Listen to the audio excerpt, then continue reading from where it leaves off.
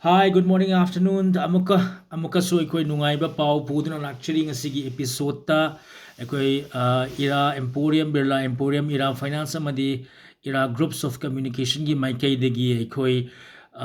charities amdi philanthropic division oiriba ira foundation gi makhada ikoi ira scholarship program na sing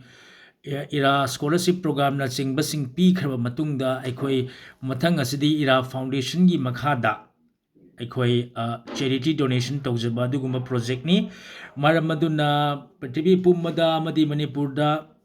aikoi charity ki project tawbiri haibadi non profit organization oina run tawbiriba aduga NGO oina run tawbiriba singda aikoi message pijari karigumba adomna samaj kidamakta afaba thabak torakpa matamda aikoi gi any kind of project orphan home oiba yai widow oiba yai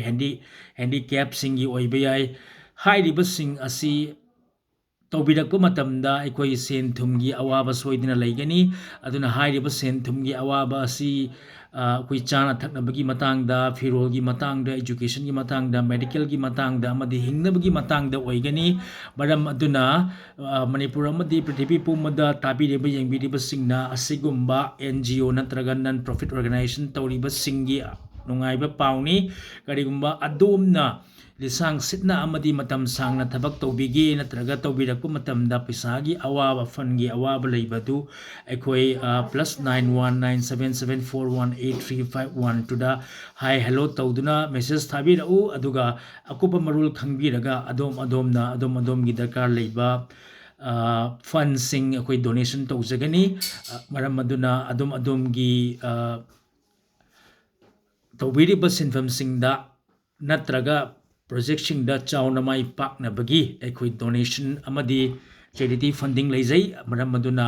amuktang yengshin biu akupa marul gi damakta message thabirau hi hello aduga adom gi darkar leibasing adu ira foundation gi site gi as a corporate social responsibility oina kari toba ngamba haibadu aikoi amuktang yengzage maram maduna message thabiraktuna pau phawbirau aduga adom gi details sing share tobiraga karamba funding da karamba donation da karamba charity toba yabage haibadu